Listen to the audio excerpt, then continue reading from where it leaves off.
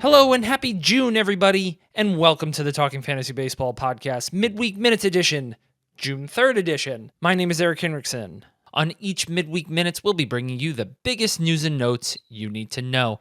Some housekeeping, if you haven't done so yet, please subscribe. We're available on all major podcast platforms, Apple Podcasts, Spotify, YouTube, Amazon Music, and the Odyssey app.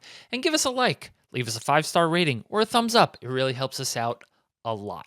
So with that out of the way, let's jump right in. Jack Caglianone? I've heard it said multiple ways, but the big slugger prospect for the Royals, Jack, we'll say Caglianone because there's two N's in there, being called up by the Royals today to make his major league debut, 6th overall pick in the 2024 first-year player draft. Let's be real. This guy's got a ton of power. We're talking 80 grade raw power, 70 grade game power on Fangraphs, and he can absolutely rake. He's got 15 home runs in the minors so far this year across 2 levels. He had 9 at AA in 38 games, and he's had 6 at AAA in just 12 games. It's hard to believe, but he actually got better going from AA to AAA.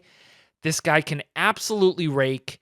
Now, the one question that he has is his contact ability with just a 45 grade hit tool, 35 realized at this time of this recording. But he's improved his contact rate dramatically in the minors this year compared to his first few months in the minors last season at single A. He's striking out just about 17.5% of the time, combined with premium top-of-the-chart exit velocities. I mean, I think he would be in the top 4 for exit velocities this year had he been in the majors all season.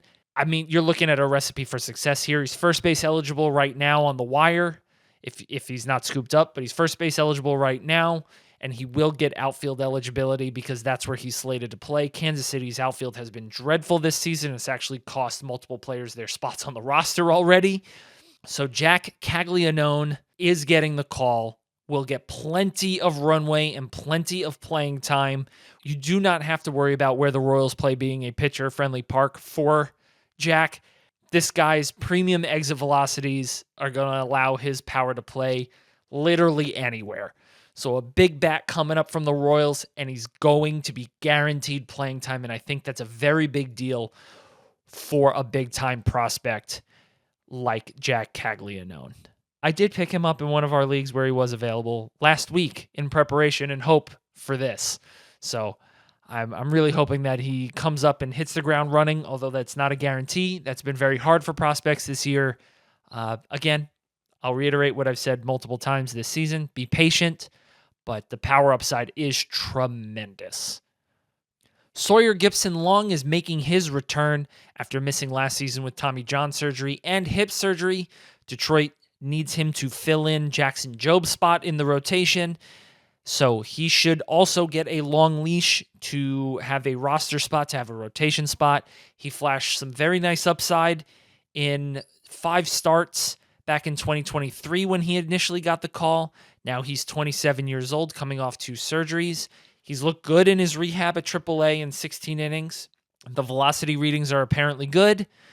The strikeout rate is down, though, so to me that's a little concerning. Maybe he's not getting as much movement on his pitches. But Sawyer Gipson-Long making his return to the Detroit rotation today or tomorrow. That's the other thing. It's unclear whether he's going to get the start or he's going to be more of a bulk reliever for this first outing because he only got up to 53 pitches in his latest outing at AAA. So we're not sure if he's going to be a full-fledged starter for this turn in the rotation, but you can bet next turn he probably will get a full starter's workload and be allowed to go as long as he's successful in that start.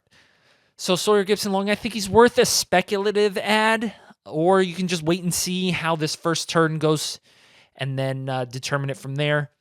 But I think he's got decent upside, had good K numbers in the minors before the injury, looked really good in his first taste of the majors, like I said, a couple years ago. So Sawyer Gipson-Long, definitely someone to keep an eye on. Yuri Perez is making one last start at AAA today, which means he'll line up for a June 9th return to the big leagues. He's looked very good on his rehab. His velocity is there. The control, still a little iffy, but again, he's 22 years old. I would pick up Yuri Perez. Like, stop. I think I said this before. Stop. Go pick him up. Come back. Keep listening. He is the guy that you're going to want. He's got the most upside, probably of any pitcher that's sitting on the wire. I think he was wildly under-rostered last time I gave an update. So go get Yuri Perez. He's got one more start today at AAA. Assuming all goes well, he comes out healthy. Expect a June 9th return to the rotation. Jordan Lawler was returned to the minors, so this is a prospect going back the other way.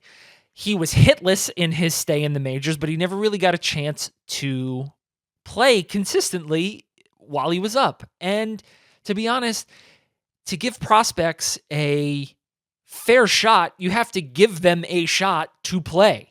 And he just wasn't getting that. How can you build any sort of consistency if you're not playing consistently, especially making the jump from the minors to the majors? I think Lawler ultimately plays into their long-term plans in Arizona, but I don't know if he's going to make much of an impact this season, barring an injury to Geraldo Perdomo or Eugenio Suarez. I just think Jordan Lawler is kind of depth this season for that organization, and maybe next year.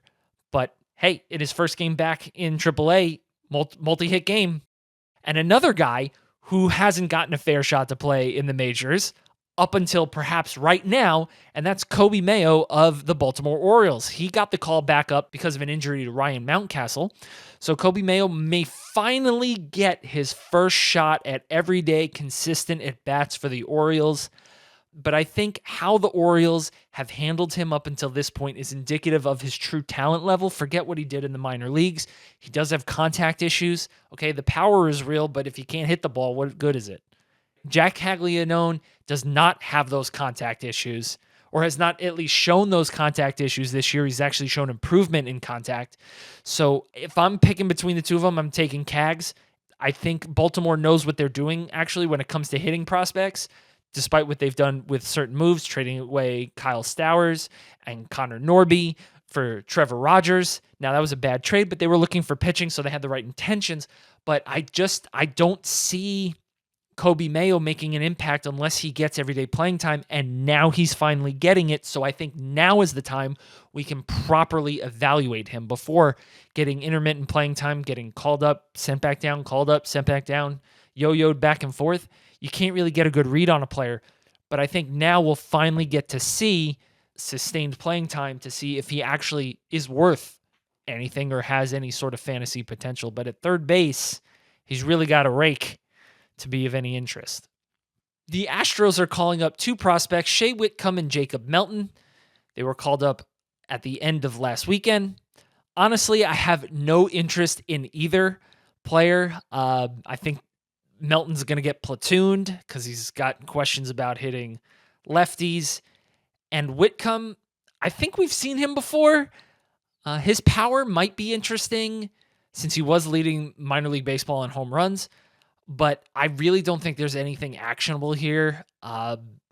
Maybe Whitcomb hits the ground running, and that would be great, but I think there's probably better, more exciting options. Whitcomb is 26 years old. He's sort of an older prospect, and he's getting the call, and I just don't have any interest. I don't care if he really was leading minor league baseball in home runs. Like I said, nothing really actionable here with Shea Whitcomb and Jacob Melton. One last bit of prospect news. Matt Shaw's average exit velo since being called up, still in the low to mid 80s. So he's not making impactful contact, but he is running a little bit. He is getting hits, so there's a little bit of value there, but maybe at second base he could fill in for you. But I'm getting worried that Matt Shaw is still just not 100% ready. He has improved his strikeout rate, though. He's walking, he's getting on base, he's getting hits. There's just, for fantasy purposes, we need a bit of oomph in that bat, and we're not really getting it right now. That's not to say that you shouldn't remain patient with him, because if he's hitting the ball better, maybe the power will come. There's still time for the power to come if he's making better contact, if he's making more contact, I should say, because the contact's still not great if your average exit velo is still in the mid to low 80s, low to mid 80s. So remain patient with Matt Shaw. Let's say that. I think we can jump to that conclusion. And the one bit of non-prospect news I have for you today, Luke Weaver landing on the IL with a hamstring strain that he sustained warming up in the bullpen on Sunday. That's never great. You're not going 1,000% in the bullpen, so pulling your hamstring and straining it while warming up, not a good sign. As of right now, the report, Jeff Passan of ESPN is reporting that he's expected to miss 4 to 6 weeks, but there should be an official timetable given today before the Yankees play their game tonight. Devin Williams, most likely the one stepping into the closer role, and he has a chance to not relinquish it for the rest of the season once Luke Weaver does make it back. But I will say this, he has not looked good in the ninth innings. He's looked good in a setup capacity, and maybe he's got a little bit of yips in the ninth for some weird reason, but this guy's got a 4-year track record of just being utterly dominant. Let's not forget, Devin Williams is considered the elite of the elite when it comes to closers, and he just hasn't had it this year in the ninth inning. But I'm going to bet on the track record and say that he's got a chance to get it back. So that does it for this edition of Midweek Minutes. Josh and I will be back later this week with an all-new full-length episode. So please subscribe. Like I said, we're available on all major podcast platforms. So for Talking Fantasy Baseball's Midweek Minutes, I'm Eric saying, see you next time.